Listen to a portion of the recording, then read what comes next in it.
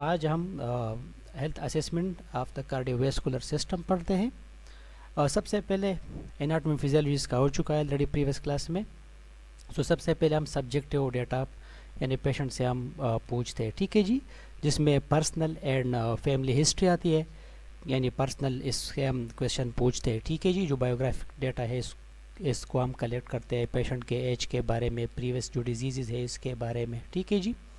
Diet history हम पूछते हैं क्योंकि कार्डियोवैस्कुलर में डाइट हिस्ट्री का बहुत इंपॉर्टेंट रोल होता है, ठीक है। 24 आवर सैम्पल डाइट।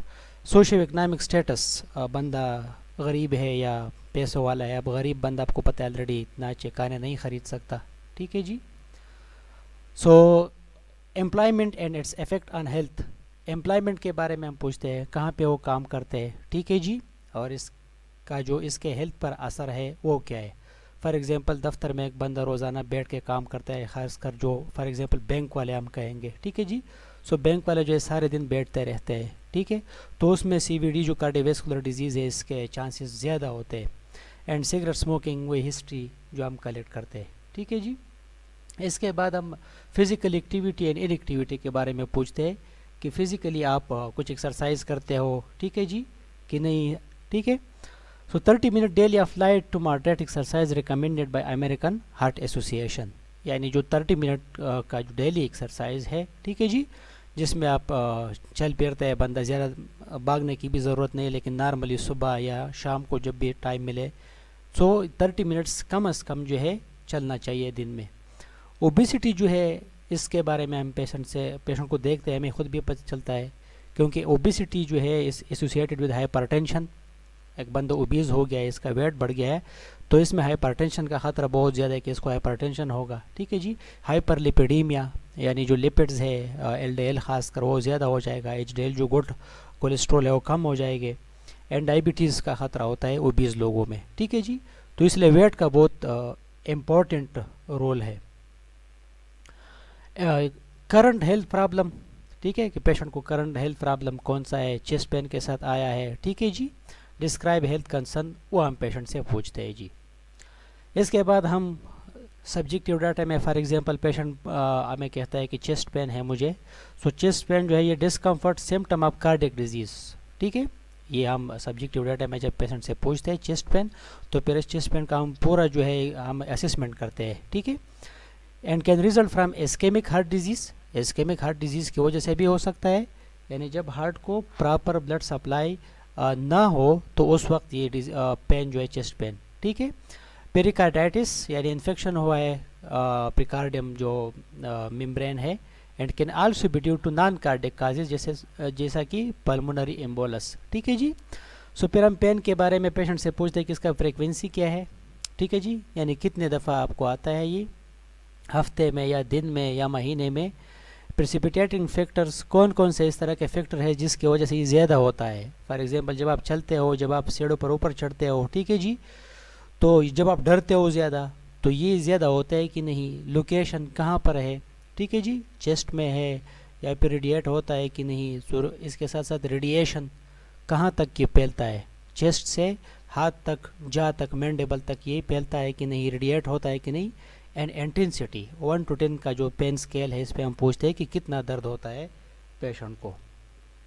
अच्छा जी, तो ये चेस्ट पेन का ये आप अगर देखें इस स्लाइड को, ये आप ज़रूर पढ़ लें प्रेजेंटेशन के बाद भी।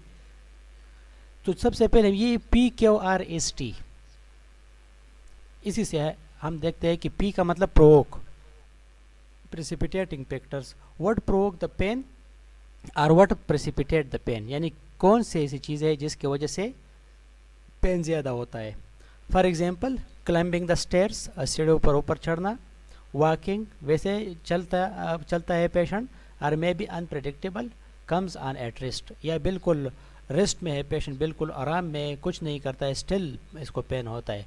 सो ये जो है हम ये चीज़ें नोट करते हैं। फिर क्वालिटी हम देखते हैं पेन का कि what is the quality of the pain, यानी प्रेशर वाला पेन है, टाइटनेस है, स्क्वीजिंग है, ठीक है जी, may be associated with such as nausea, vomiting and diaphoresis, पसीना भी आता है, वॉमिटिंग भी होता है, ठीक है जी। तो उनके साथ जो है ये भी हो सकते हैं। अच्छा जी, अच्छा जी, सो इसके बाद क्वालिटी हम देखते हैं। इसके बाद हम रेडिएशन की, पेन जो है आपका, does the pain radiate to location other than the chest, यानी चेस्ट के अलावा ये पेन रेडिएट भी होता है कि नहीं। ठीक है, जैसा कि जा की तरफ, नेक की तरफ, स्केपुलर एरिया पीछे। ठीक है जी, एंड लेफ्ट आर्म, ये जो लेफ्ट आर्म है इस की तरफ ये फैलता है कि नहीं, क्योंकि यहाँ से हम फिर सस्पेक्ट करते हैं कि ये कोई कार्डियक पेन है। Severity, what is the severity of the pain on scale of 1 to 10। So patient से हम पूछते हैं कि कितना पेन है, ज़्यादा है, कम है, बहुत ज़्यादा है, बर्दाश्त के काबिल है कि नहीं है। ठीक है, and timing, what is the time of onset of this episode of pain that cause you to come to the hospital. ठीक है जी, किस टाइम आपको ये पेन जो है शुरू हुआ था। When did this episode of pain that brought you to the hospital start, and did this episode wax and wane, और वाज इट कांस्टेंट। ये कम और ज़्यादा होता रहता है या बिल्कुल कांस्टेंट है पेन का। And for how many days, month और year have you had similar pain. इससे पहले आपको कहीं इस तरह का पेन हुआ है कि नहीं, पेशेंट से हम ये पूछते हैं। ठीक है जी, अच्छा जी, इसके बाद हम असेसमेंट में जो डिस्पनिया, ठीक है जी, ये भी देखते हैं। फटीग है पेशेंट को, थकावट। ठीक है, पल्पिटेशंस, पेशेंट का जो बहुत टेकिकार्डिया बहुत ज़्यादा, बाज़ दफ़ा ब्रेडिकार्डिया भी होता है। वेट गेन, एडिमा हम देखते हैं फेरीफ्री में, ख़ासकर पाँव में। ठीक है जी, जो अपर एक्सट्रीमिटीज़ हाथ, उसमें भी हम एडिमा देखते हैं। एंड शार्टनेस ऑफ ब्रेथ जी। अब हम आते हैं जो टेक्निक है असेसमेंट के, मेन जो हमारा फोकस है, inspection, palpation, percussion and auscultation. ये जो 4 चीज़ें हैं, इसमें अलग अलग हम देखते हैं। इंस्पेक्शन में हम देखेंगे कौन कौन सी चीज़ें हम देखेंगे, इसी पे हम आते हैं। सो सबसे पहले इंस्पेक्शन जब हम करते हैं तो स्किन कलर देखते हैं। स्किन कलर जब हम देखते हैं कि ये पेल है, पिंक है, ठीक है जी, यानी अगर साइनोसिस वगैरह तो नहीं है, पेशेंट को ब्लड की सप्लाई तो बरकरार है। देन स्किन टेक्सचर हम देखते हैं कि स्किन जो है सॉफ्ट है, सख्त है, रिजिड है। ठीक है जी, कैपिलरी रिपेल टाइम, यानी कैपिलरी रिपेल टाइम हम देखते हैं पेशेंट के, जो एक उंगली पर उंगली को हम प्रेस करते हैं एंड फिर उसको देखते हैं कि विद इन 3 सेकंड ब्लड वापस इसमें आता है कि नहीं। ठीक है जी, एंड टेम्परेचर पेशेंट का बढ़ा हुआ तो नहीं है, इन्फेक्शन वगैरह तो नहीं है। तो ये इंस्पेक्शन में हम ये सारी चीज़ें देखते हैं जी। ये इंस्पेक्शन में क्लबिंग आप देखते हैं। ठीक है जी, फॉर एग्जांपल कि यहाँ पर जो क्लबिंग एंगल, इसको नेक्स्ट हम पढ़ेंगे। ठीक है, ये ज़्यादा हुआ है कि कम हो गया है। ठीक है जी, एनीमिया, इससे हमें ये पता चलेगा। फिर ये इन्फेक्शन एंडोकार्डाइटिस दिखाता है, अगर ये स्प्लिंटर हेमोरेज, यानी ये जो नाखून के ऊपर इस तरह हेमोरेज आपको नज़र आता है थोड़ा थोड़ा, ये सस्पेक्ट हम कर सकते हैं कि इन्फेक्टिव एंडोकार्डाइटिस है। ठीक है जी, जेंटोमेटा, ये जो आप यहाँ पर आंखों के करीब ये देखते हो, ये येलो। ठीक है जी, सो ये हाइपरलिपिडीमिया का हमें बताता है कि लिपिड्स का लेवल बहुत हाई हो गया है पेशेंट में। अच्छा जी, एनीमिया हम देखते हैं। ठीक है, पेशेंट में को एनीमिया वगैरह तो नहीं है। फॉर एग्जांपल यहाँ पर आप कंजक्टाइवा देखते हैं। फिर सेंटर साइनोसिस, ये जो लिप्स है इसको हम देखते हैं कि सेंटर साइनोसिस तो नहीं है। डेंटल केरीज, खासकर ये जो दांतों में, इससे सस्पेक्ट हम कर सकते हैं कि इन्फेक्टिव एंडोकार्डाइटिस हो सकता है पेशेंट को। ठीक है जी, तो ये इंस्पेक्शन में ये सारी चीज़ें आते हैं। ये फिर साइनोसिस विद आर्टीरियल इनसफिशेंसी। ठीक है जी, आर्टीरियल ब्लड सप्लाई काफ़ी नहीं है। और ये फेरी पे आप देखें, ये जो नाखून है पाँव के, ये इसमें, और ये पूरा एरिया यहाँ पर ब्लड कम आ रहा है। कैपिलरी रिपेल टाइम हम इस तरह चेक करते हैं कि पेशेंट के उंगली को हम इस तरह प्रेस करते हैं, जैसे यहाँ पर प्रेस किया है तो ये बिल्कुल सफ़ेद हो जाता है, यानी खून पीछे की तरफ यहाँ पर आता है। ठीक है जी, एंड विद इन 3 सेकंड वापस फिर खून यहाँ पर भर जाता है ये जगह। अगर 3 सेकंड से ज़्यादा टाइम लेता है, इसका मतलब है कि एनीमिया है, पेशेंट के ब्लड हेमोग्लोबिन लेवल में कमी है या ब्लड में कमी है। ठीक है, एडेमा इस तरह होता है, जब आप इपेटिंग एडेमा इसको कहते हैं, आप अपना उंगली रखते हो यहाँ पे, ठीक है जी, और यहाँ पर इस तरह डिप्रेशन रहता है, तो इसको हम फिर पेटिंग एडेमा कहते हैं। अच्छा जी, इंस्पेक्शन में हम प्रिकॉर्डियल मूवमेंट, पेशेंट का चेस्ट जो है इसको हम देखते हैं। Position the patient supine with the head of the bed slightly elevated, patient का जो बेड है इसको हम थोड़ा फाउलर पोजीशन है, ठीक है, इसमें रखते हैं। And always examine from patient right side, ये एग्जामिनेशन में याद रखें कि पेशेंट का जो राइट साइड है उस राइट साइड से हम अप्रोच करेंगे, ठीक है जी, ताकि हमें आसानी हो पेशेंट के असेसमेंट में। फॉर एग्जांपल ये पेशेंट का राइट साइड है, ये वाला जिस हाथ पे मैंने ये उंगलियां ड्रा की, ठीक है जी, तो आप इस साइड पे आके खड़े हो जाएंगे। एक नर्स जो है इस साइड पे आके पेशेंट को असेस करेगा राइट साइड से, ठीक है। इंस्पेक्ट फॉर प्रिकार्डियल मूवमेंट, प्रिकार्डियल का मतलब है यहाँ पर जहाँ पे दिल होता है चेस्ट कैविटी में, ठीक है जी।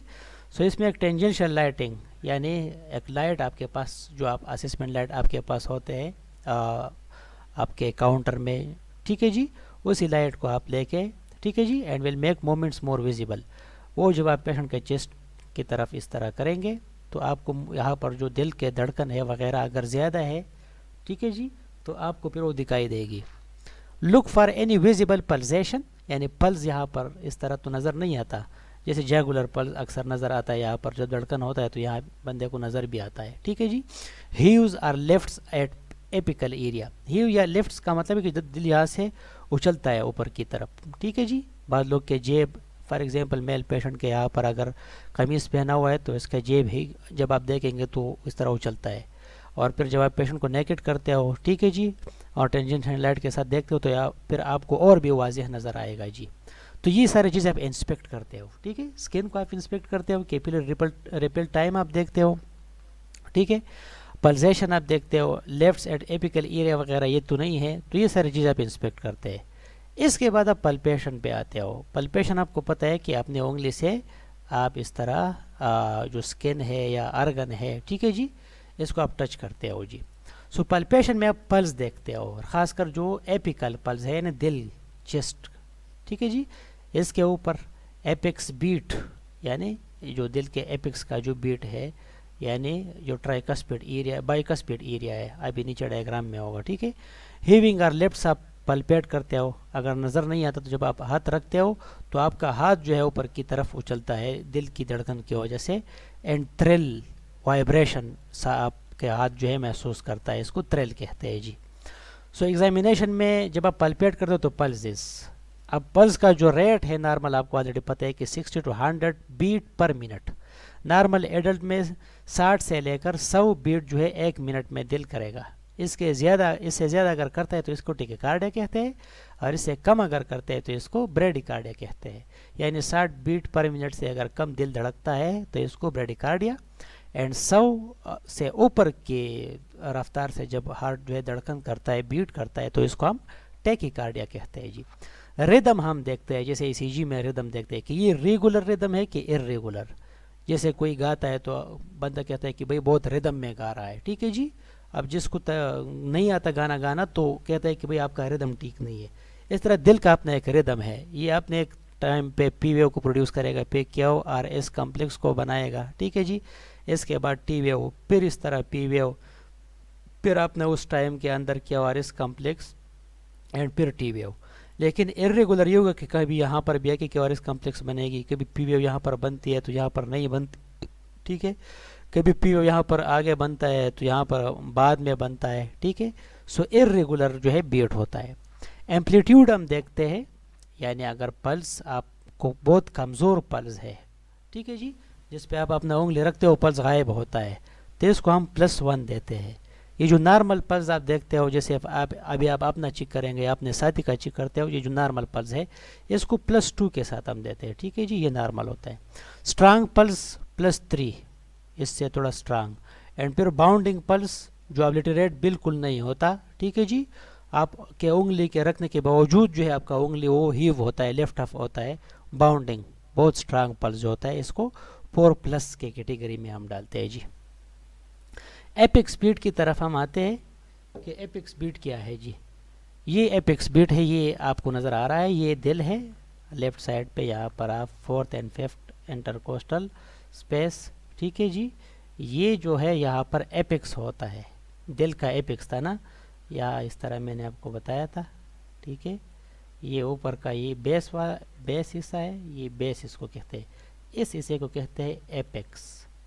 तो यहाँ पर जो बीट प्रोड्यूस होता है इसको कहते हैं एपेक्स बीट, ठीक है। तो इस एपेक्स बीट को हम देखते हैं। So palpated at the apex of the heart apex of the heart यहाँ पर है। फॉर एग्जांपल ये हार्ट यहाँ पर इस तरह होता है, ठीक है, यहाँ पर हार्ट है तो यहाँ पर हम अपनी उंगली रखते हैं। पल्पेट विद द फिंगर पेड्स और पाम ऑफ द हैंड, ठीक है जी, या पूरा पाम आप रखते हैं या फिंगर पेड सिंपल जो ये जो फिंगर्स रखते हैं इसको, ठीक है। So palpate for the point of maximal impulse, PMI इसको कहते हैं, पॉइंट ऑफ मैक्सिमल इम्पल्स, जहाँ पे एपिकल पल्स बहुत ज़्यादा आपको आता हो। सो it is normally located in the 5th intercostal muscle. 5th intercostal जहाँ यहाँ से आप पहला मसल, ठीक है जी, ये फिर दूसरा ये जो स्टर्नल बोन है, स्टर्नम बोन, ये 1 रिब्स, ठीक है, ये फिर रिब्स 2, तो इसके दरमियान ये इंटरकोस्टल मसल इसको कहते हैं, ठीक है, ये फिर रिब्स 3, ये रिब्स 4, ये रिब्स 5, ठीक है जी। सो ये 5th इंटरकोस्टल जो मसल है, यहाँ पर हम एपेक्स बीट जो है इसको हम पल्पेट करते हैं, ठीक है जी। ये इंटरकोस्टल, ये जो 2 रिब्स के दरमियान जगह है जहाँ पे मसल लगा होता है, ठीक है जी। So it is normally located in the 5th intercostal space just medial 1 centimetre to mid clavicular line. अब मिड क्लेविकुलर लाइन आपको याद है कि क्लेविकल बोन के बिल्कुल मिडल पे जब हम यहाँ पर ये निपल, ठीक है जी, यहाँ पर जब हम लाइन ड्रा करते हैं, ठीक है जी, तो ये आपको कहता है कि medial 1 centimetre to the mid clavicular line. 1 centimetre का मतलब है कि अंदर की तरफ ये, ठीक है जी। So note the location and size of the impulse, location के कहाँ पे लोकेशन आ रहा है, and size of the impulse, कहाँ पे जाके इम्पल्स गायब होता है और कहाँ पे इम्पल्स आपको तेज फील होता है पल्पेशन से, तो इसको एपेक्स बीट कहते हैं। इसके बाद हीविंग और लिफ्ट्स, अब अगर बहुत ज़्यादा जो है दिल उछल उछल के धड़कता है, ठीक है जी, so place your index finger over the apex beat यानी 5th इंटरकोस्टल स्पेस। ऐसे इसका मतलब है इंटरकोस्टल स्पेस, वो फिर 5th इंटरकोस्टल स्पेस पे आप अपना फिंगर जो है इसको रखते हैं, ठीक है। If the tip of the finger is moving with the apex beat, आपका उंगली अगर एपिक्स बीट के साथ ऊपर की तरफ जाता है, उछलता है, so lifting upward during systole and going down during diastole, this is called heaving of the apex beat. Heaving का मतलब लिफ्टिंग, ठीक है। So this is present in left ventricular hypertrophy. ये कब आपको इस तरह महसूस होगा, जब लेफ्ट वेंट्रिकुलर में हाइपरट्रॉफी हुआ है, इसका साइज बढ़ गया है और अंदर तंग हो गया है ये, ठीक है जी। यह एओर्टिक स्टेनोसिस है, यानी लेफ्ट वेंट्रिकल से अभी आपको पता है कि एओर्टा निकलती है, वो जो बड़ी वाली आर्टरी है, ठीक है जी।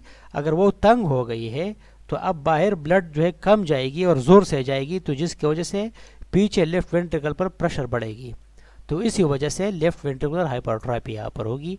एंड सिस्टमिक हाइपरटेंशन, या बिल्कुल सब आर्टरीज जो है ये तंग हो गई है और हाइपरटेंशन है, हाई ब्लड प्रेशर, तो इसकी वजह से आपको हीविंग या जो लिफ्ट है ये पेन आपको महसूस होगा थ्रू पल्पेशन। थ्रिल, अब पल्पेशन में आपने सबसे पहले आपको याद होना चाहिए कि एपेक्स बीट आपने चेक किया, पल्स आपने चेक किया, heaving and lift and then thrill, vibration अभी आप देखते हो। So this is vibratory sensation felt by the palpatory hand, आपने अपना हाथ दिल पे रखा हुआ है और आपको वाइब्रेशन से महसूस होता है, ठीक है जी। उसी वाइब्रेशन को थ्रिल कहते हैं। सो टू पल्पेट थ्रिल प्लेस्ड बाल ऑफ द हैंड, बाल ऑफ द हैंड ये जो हैंड का बाल है, नेक्स्ट मैं आपको दिखाता हूँ स्लाइड में, एट द मेट्रॉल यानी वो बाइकस्पिड जो एरिया है, tricuspid, pulmonary and aortic area and feel for any vibratory moment, ठीक है। So this is caused bye murmurs, murmurs abnormal heart sound है, अस्कल्टेशन में भी हम पढ़ते हैं। Thrill is present in case of wall stenosis और रिगर्गिटेशन या रिगर्जिटेशन। रिगर्गिटेशन में क्या होता है कि इसमें लीकेज होता है, वो यानी वहाँ पर जो ब्लड है वापस ऊपर जाता है, ठीक है जी, जो वाल लीक होता है। एंड वाल स्टेनोसिस या वाल तंग हो गया है, तो इसकी वजह से आपको थ्रिल यानी वाइब्रेशन जब आप अपना हाथ रखेंगे आपको फील होगा। ये आप देखें, ये बाल ऑफ द हैंड इसने रखा हुआ है, ये वाला जो एरिया है इसको कहते हैं बाल ऑफ द हैंड, ठीक है जी, जो पाम है। अच्छा जी, सो ये जब आप रखेंगे तो आपको वाइब्रेशन फील होगा आपके हाथ में, ठीक है जी। तो इस से हम पल्पेट करते हैं। इसके बाद हम ब्लड प्रेशर, ठीक है, blood pressure, so systolic and diastolic blood pressure को हम मेजर करते हैं। ब्लड प्रेशर ऑलरेडी आपको पता है, ठीक है जी, कि normal 120/80 millimetre of mercury, mm of Hg mercury, ठीक है।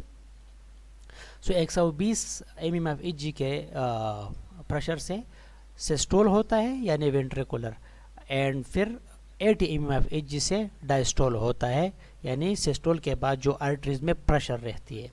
So use large cuff width for large arm, आपको पता है कि 40% वो कम अज़ कम आर्म को कवर करें, ठीक है जी। ब्लड प्रेशर कफ बच्चों के लिए अपने आते हैं, फिर एडल्ट कफ अलग आते हैं, फिर अगर कोई बहुत ज़्यादा ओबीज है तो इसके लिए फिर एक्स्ट्रा लार्ज आते हैं, हॉस्पिटल में आप लोगों ने देखा होगा।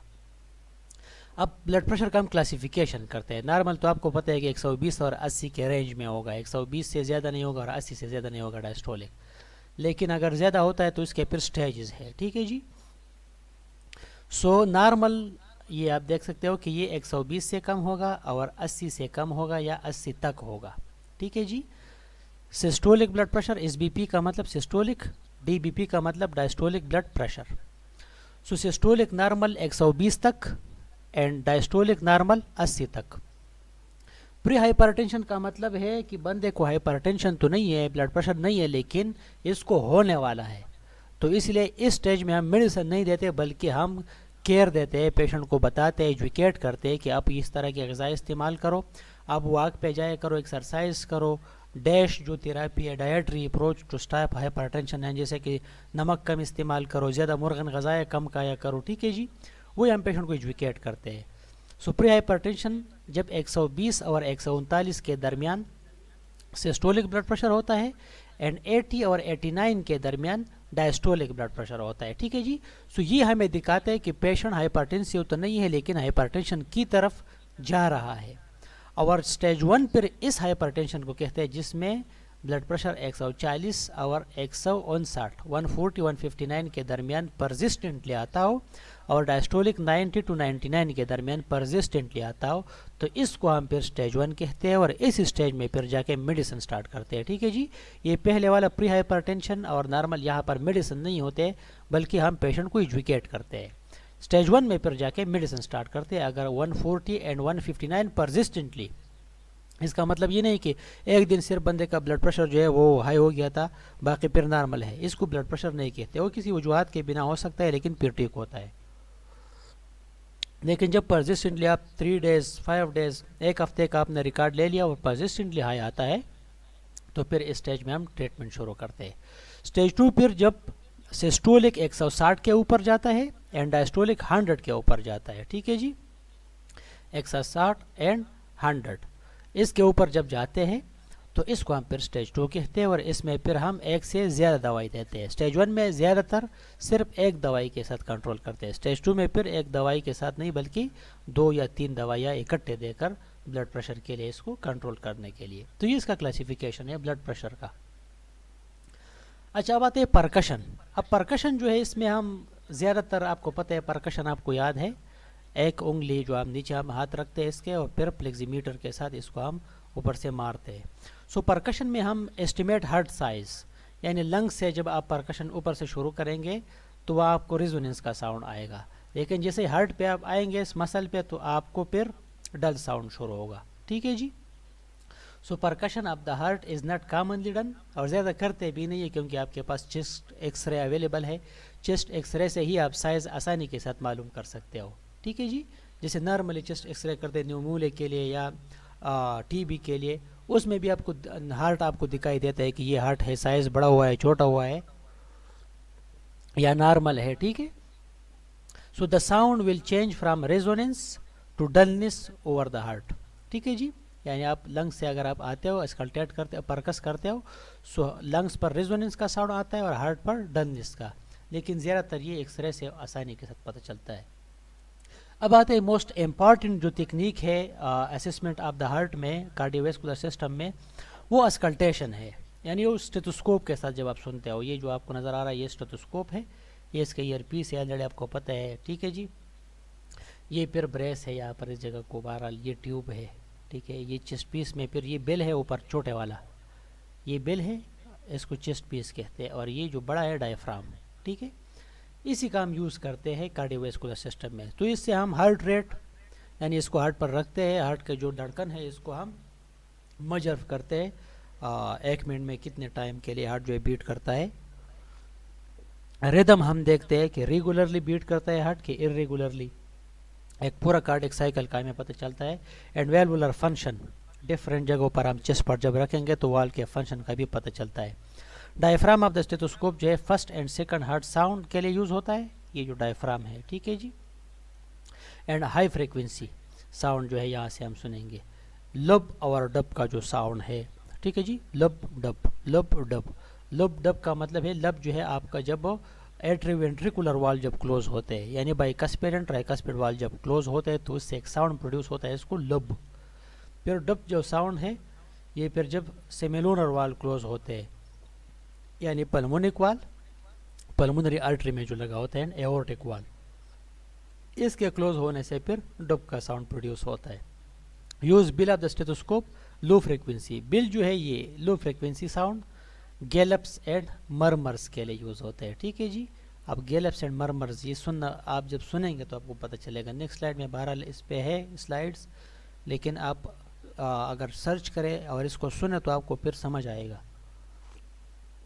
जो पाल्विंग सीक्वेंस है ये वाला, सबसे पहले हम स्टेथोस्कोप से कैरोटिड आर्टरीज इसको हम यहाँ पर रखते हैं, इसके बाद मेट्रॉल एरिया यानी बाइकस्पिड वाल, इसके बाद ट्राइकस्पिड वाल, इसके बाद pulmonary area and finally aortic area. अब ये हमें यहाँ से पता चलेगा, ये बार इस पे हम आते हैं कि कैरोटिड एरिया पर सबसे पहले हम स्टेथोस्कोप रखते हैं। स्कल्टेशन पर ब्रूइड साउंड्स, ठीक है जी। So bruit is often a sign of arterial narrowing and risk of stroke, यानी जब आर्टरी तंग हो जाती है तो वहाँ पर चूँकि यहाँ से तो बहुत प्रेशर के साथ पंप आउट करता है ब्लड लेफ्ट वेंट्रिकल, तो इसका एक ब्रूइड सा साउंड प्रोड्यूस होगा आर्टरी में। जैसे पाइप तंग होता है और ज़्यादा पानी इसमें जाता है तो उस वक्त जो साउंड प्रोड्यूस होता है, ठीक है जी। सेम सिचुएशन यहाँ पर होता है। So place the bill of the stethoscope over each carotid artery in turn, यानी पहले राइट साइड पे फिर लेफ्ट साइड पे, या पहले लेफ्ट फिर राइट साइड पे, यहाँ पर आप स्टेथोस्कोप रखेंगे जो बिल है, ठीक है। And ask the patient to stop breathing momentarily, breathing वो इसलिए स्टॉप करे ताकि उसका ब्रीथिंग का जो साउंड है वो स्टेथोस्कोप में ना आए। लिसन फॉर अ ब्लूइंग और रशिंग साउंड, इसको ब्रूइड्स कहते हैं, ब्लूइंग या रशिंग। जैसे मैंने कहा कि पाइप में जब पानी बहुत तेजी के साथ जाते हैं और तंग पाइप हो खासकर।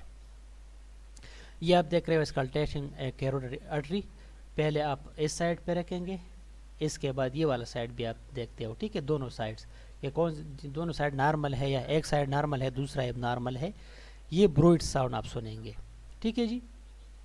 इसके बाद जो है आप यहाँ पर स्टेथोस्कोप रखेंगे। अगर आप यहाँ पर स्टेथोस्कोप रखते हो, ये जो एरिया है ये हार्ट है, ठीक है, ये जो आपको नज़र आ रहा है ये हार्ट है, ठीक है।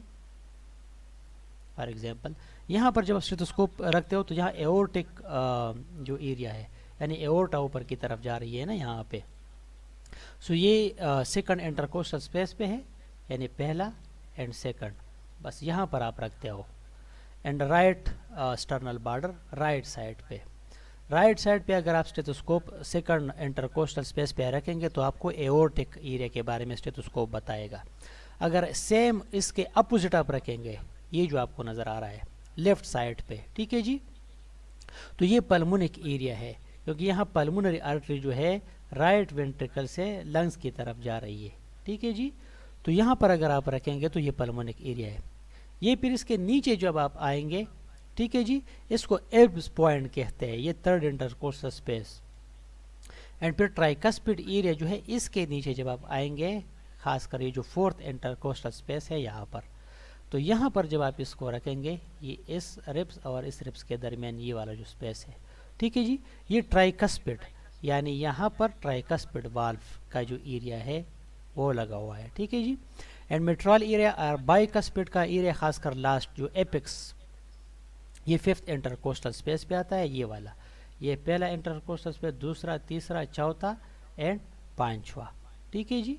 ये फिर चौथा है ये वाला, ये तीसरा, दूसरा, ये पहला, ठीक है। सो यहाँ पर जब आप रखेंगे तो आपको बाइकस्पिड वाल या मेट्रॉल वाल का एरिया है, इस एरिया को आप असेस कर सकते हो। ये आप देख लो, सेकंड राइट इंटरकोस्टल स्पेस यहाँ पर एलाबोरेट हुआ है, एओर्टा के बारे में बताएगा। फिर second intercostal space left side पे, ये आपको पल्मोनिक एरिया के बारे में बताएगा। ये एपेक्स जो है मेट्रॉल एरिया, बाइकस्पिड यानी लेफ्ट वेंट्रिकल, एंड ये लोअर लेफ्ट एक्सटर्नल बॉर्डर जो है ट्राइकस्पिड एरिया ये। अच्छा जी, ये आप फिर देख लो वाज़ेह तौर पर, ये जो आप देख रहे हो ये एओर्टा, यहाँ से आप एओर्टा अगर यहाँ स्टेथोस्कोप रखेंगे, यहाँ पर आप स्टेथोस्कोप रखते हो तो यहाँ से आपको पल्मोनिक आर्टरी, ये फिर एल्प्स पॉइंट आएगा यहाँ पर अगर आप रखते हो, ठीक है जी। अच्छा जी, इसके बाद अगर आप यहाँ पर रखते हैं स्टेथोस्कोप, ठीक है जी, तो इसको फिर ट्राइकस्पिड एरिया कहते हैं, यानी ट्राइकस्पिड वाल्व यहाँ पर भी लगा होता है, ठीक है जी। एंड फिर आखिर में अगर आप निपल के बिल्कुल नीचे यहाँ पर आप रखते हो फिफ्थ इंटरकोस्टल स्पेस पे, तो ये मेट्रॉल एरिया है, ठीक है जी। ये इस तरह आप स्टेथोस्कोप रखते हो और असेस करते हो जी। अस्कल्टेशन टेक्निक क्या क्या होंगे आप देखें, listen for S1 and S2, S2 और S1 ये नॉर्मल साउंड है, ये जो लुप डुप आप सुनते हो, ठीक है जी। Extra sound in S1 and S2, अगर यहाँ लुप और डुप के दरमियान आपको कुछ और भी आवाज़ें सुनाई देते हैं तो इसको फिर मरमर कहते हैं, ठीक है जी। ये अच्छा जी, listen right second intercostal close to sternum for aortic area. Already आपने उधर डायग्राम में कहा कि राइट इंटरकोस्टल जो है राइट साइड पे सेकंड इंटरकोस्टल, इस पे एओर्टिक एरिया है ये वाला, ऑलरेडी आप लोगों ने पढ़ लिया, ठीक है जी। फिर थर्ड इंटरकोस्टल पे एल्प्स पॉइंट है, fifth intercostal tricuspid area left side पे, and listen left side fifth intercostal medial mid clavicular line पे मेट्रॉल वाल है, जो मिड क्लेविकुलर लाइन पे बिल्कुल आप ये बिल्कुल यहाँ से आप अगर क्लेविकल के बिल्कुल मिड पे आते हो, ठीक है, इसको मिड क्लेविकुलर लाइन कहते हैं, और यहाँ पर मेट्रॉल वाल है फिर, यानी bicuspid valve. Listen with diaphragm and bell in each area, diaphragm के साथ भी और बिल के साथ भी, दोनों साइड स्टेथोस्कोप के। Position patient supine, lateral side, lying and sitting, leaning forward, इन सब पोजीशन में आप पेशेंट का चेस्ट असेसमेंट करते हैं जी। अब हार्ट साउंड पे आते हैं। So the most fundamental heart sound are the first and second heart sound, जो सबसे इंपॉर्टेंट है, S1 एंड S2, जो लुप और dub. S1 is caused by closure of the mitral and tricuspid valve. मैंने कहा जब दिल के बड़े valve mitral and tricuspid and bicuspid ये वाला वाल जब बंद होते हैं तो इससे ये S1 का साउंड प्रोड्यूस होता है। S1 is normally louder at the apex of the heart, ये जो हार्ट के एपिक्स है यहाँ पर आपको लाउड बहुत ज़्यादा सुनाई देगा, ठीक है जी। S2 is caused by closure of the aortic and pulmonary valve, ऊपर जो हार्ट के ऊपर यहाँ पर एओर्टा और यहाँ से पल्मोनरी जो है, तो यहाँ पर जो है आपको S2 बेस पे आपको बहुत सुनाई देगा loud. So S2 is louder at the base aortic and pulmonary areas, ये वाला of the heart. S3 ventricular Gallup, ठीक है जी, गैलप का जो साउंड है, द थर्ड हार्ट साउंड, ये बच्चों में अक्सर होता है, लो फ्रिक्वेंसी साउंड, बहुत लो फ्रिक्वेंसी एपिकल एरिया पे होता है, आल्सो कॉल्ड वेंट्रिकुलर गैलप भी इसको कहते हैं। ये चिल्ड्रन में नॉर्मल होते हैं एंड यंग एडल्ट्स जो होते हैं, ठीक है जी, 35 साल के ऊपर ये नॉर्मल होते हैं। Early diastole sound represent rapid ventricular filling, ठीक है जी। अर्ली जो डायस्टोल साउंड है इसका मतलब ये है कि रैपिड वेंट्रिकल जो है वो फिल हो रहा है। Vibration caused by blood forcefully hitting the ventricular wall sound like Kentucky, इस तरह का ये साउंड का वो है आवाज़ है, ठीक है जी। इस तरह का आवाज़ आपको जब आएगा तो ये S3 साउंड है। इसका मतलब है कि जो वाइब्रेशन है blood forcefully hitting the ventricular wall, forcefully hitting का मतलब ये है कि जो ब्लड यहाँ पर एट्रियम से वेंट्रिकल की तरफ आता है तो फोर्सफुली वेंट्रिकल के जो वाल है इसके साथ टकराते हैं, तो इसकी वजह से ये गैलप प्रोड्यूस होता है। एंड पैथोलॉजिकल जो साउंड है S4, इसको एट्रियल गैलप कहते हैं, ठीक है, वो वेंट्रिकुलर गैलप था S3, एंड ये S4 जो है एट्रियल गैलप, यानी एट्रियल से ये साउंड प्रोड्यूस होगा। अगर विन एट्रियल कंट्रैक्ट, ये जो ऊपर एट्रियम है दोनों जब ये कंट्रैक्ट होते हैं, caused by vibration when blood flow rapidly into the ventricle and ventricle has low compliance, loudest at apical area, apical area में ये बहुत loud आपको सुनाई देगा। sound like a tennis C, यानी टेनिस सी, ये तो बहरहाल आवाज़ है, इस तरह इसने सिर्फ प्रोनाउंस किया, ये स्टेथोस्कोप से आपको पता चलेगा पैथोलॉजिकल जो साउंड है, ठीक है जी। तो अब मरमर जो है इस पे हम आते हैं कि murmur is always abnormal heart sound, ठीक है। स्त्री स्पोर हमने कहा वो एबनॉर्मल होंगे लेकिन बच्चों में नॉर्मल होते हैं, और यंग एडल्ट है 35 के ऊपर भी अक्सर लोगों में होता है। मरमर जो है ये एब नॉर्मल हर्ट साउंड को कहते हैं, बस इतना ज़रूर आप इसको समझिए। That are heard using stethoscope के ज़रिए आप सुनते हैं। The sound most commonly originate from the abnormal movement of blood across walls and between cardiac chamber. ठीक है जी, इसका मतलब है कि abnormal movement of the blood हो रहा है, या तो वॉल तंग है, या वॉल लीक है, या वेंट्रिकल का साइज हाइपरट्रॉपिक हो गया है, या एओर्टा का स्टेनोसिस हुआ है, तंग हो गया है। ठीक है जी।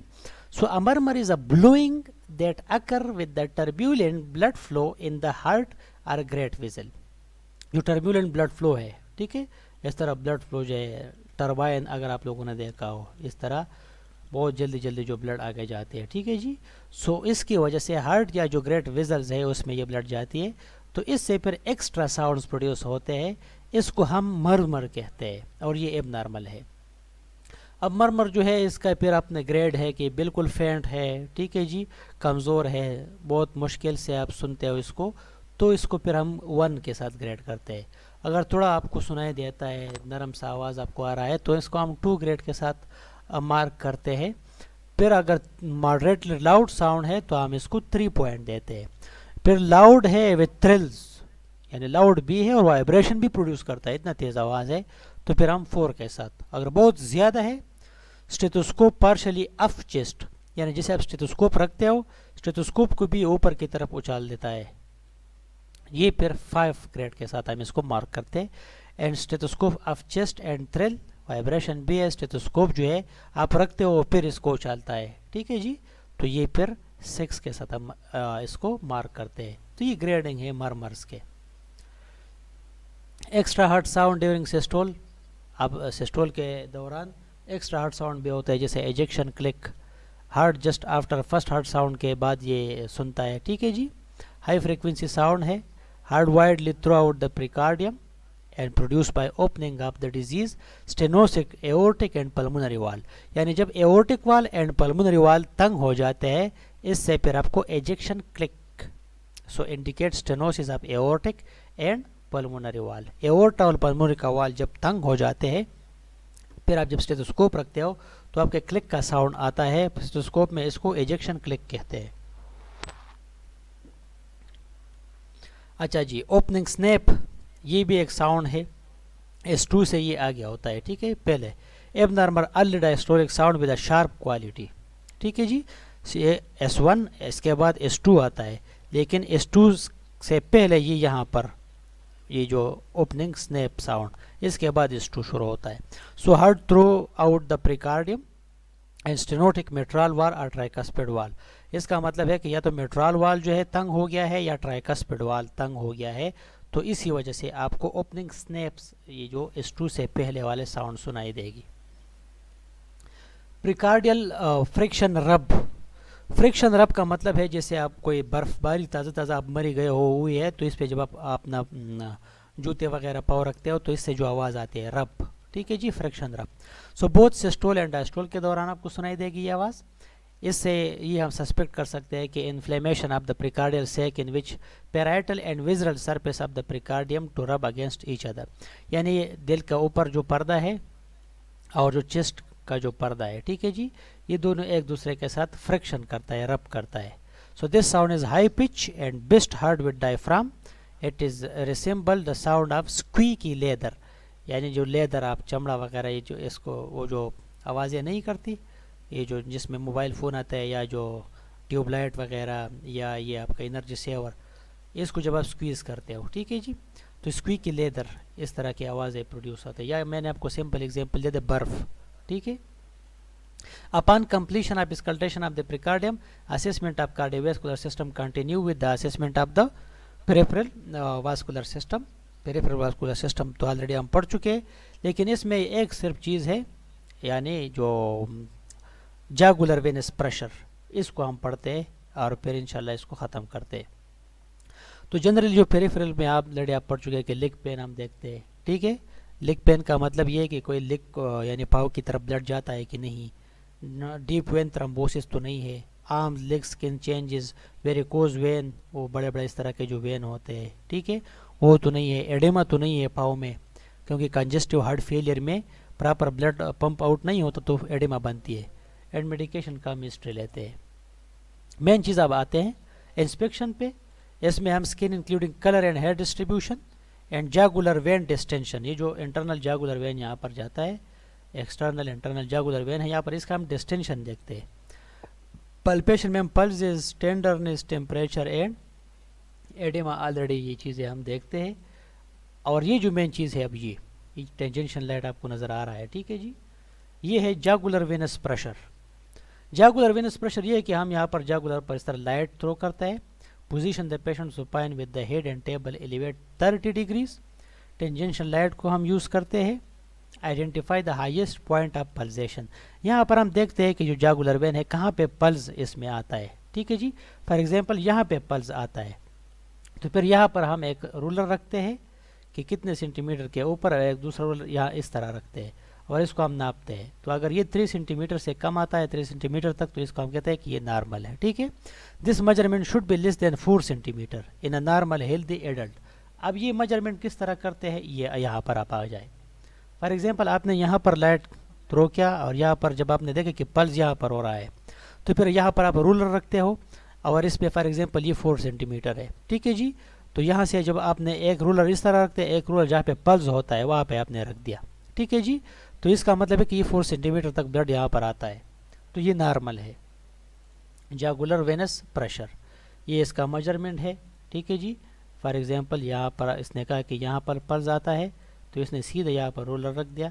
जब यहाँ पर इसने देख लिया तो ये 3 सेंटीमीटर था, तो ये इस तरह का जो एंगल बनता है ये नॉर्मल है, ठीक है जी, 3 सेंटीमीटर। ये आप ज़रा देखें, एंगल ऑफ लुइस भी इसको कहते हैं स्टर्नम पे जब हम रोलर रखते हो। And level of venous distension, यहाँ पर फॉर एग्जांपल पल्स हो रहा है इस तरह, ठीक है जी। ये जो एंगल बनता है इसको कहते हैं angle of Louis, sternal angle. अच्छा जी, इसमें आप पल्स देखते हैं वही कि नॉन पल्पेबल तो 0, अगर पल्स आता है, ठीक है जी। इजीली ऑब्लिटरेटेड का मतलब है कि जब आप अपने उंगली रखते हो तो पल्स गायब होता है, तो +1। +2 का मतलब है कि वीक पल्स है but can not be obliterated, यानी कमज़ोर है लेकिन गायब नहीं होता जब आप प्रेस करते हो। +3 फिर ज़्यादा होता है, easy to palpate, full can not be obliterated.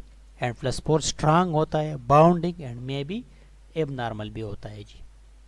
तो ये फिर इसमें हम ऑब्जेक्टिव डेटाज, इसमें हम माइल्ड पिटिंग एडिमा जो है, ऑलरेडी एडिमा अगर आपको याद हो कि अगर आपका 2 mm आपका उंगली अंदर जाता है स्किन में, तो इसको हम +1 ग्रेड करते हैं। अगर 4 mm आपने अपने उंगली रखे हो 4 mm अंदर जाती है, तो इसको हम +2 के साथ ग्रेड करते हैं। अगर 6 mm आपका उंगली पेशेंट के स्किन के अंदर जाती है, तो इसको हम +3 ग्रेड करते हैं। एंड अगर 8 mm, ठीक है जी, इतना ज़्यादा भी जाते हैं, तो इसको हम +4 के साथ ग्रेड करते हैं। तो ये वही ग्रेडिंग है, ठीक है जी, एडिमा के। पेटिंग एडिमा के मॉडरेट है, 3 के साथ डीप पेटिंग एडिमा है, एंड 4+ जो है वेरी डीप पेटिंग एडिमा, ठीक है, एंड वेरी स्वोलन। सो ये लास्ट में फिर चार्ट्स है। आप जब देखते हो कि no chest pain, no dyspnoea, no orthopnoea, cough भी नहीं है पेशेंट को, family history father with obesity था, स्मोकिंग करता था, हाइपरटेंशन के साथ था, ठीक है जी। तो ये पर्सनल हैबिट्स पेशेंट का कि diet balance and 4 food groups, ठीक है जी। रेगुलर काफ़ी पीता है पेशेंट, स्मोकिंग नहीं करता, अल्कोहल नहीं करता, ठीक है जी। 1 to 2 beers occasionally and weekend पे इतना बियर्स लेते हैं। एक्सरसाइज करता है 2 माइल्स एक दिन में ये दौड़ता है, 3 to 4 जो है एक हफ्ते में, ठीक है जी टाइम। नॉन प्रिस्क्रिप्शन और OTC मेडिकेशन और स्ट्रीट ड्रग्स कोई चीज़ भी नहीं लेता, ये आप हिस्ट्री लेते हो, सिंपल इसका डॉक्यूमेंटेशन है, ठीक है जी। सो ये आज का लेक्चर था आपका, यहाँ पर ये ख़त्म होता है।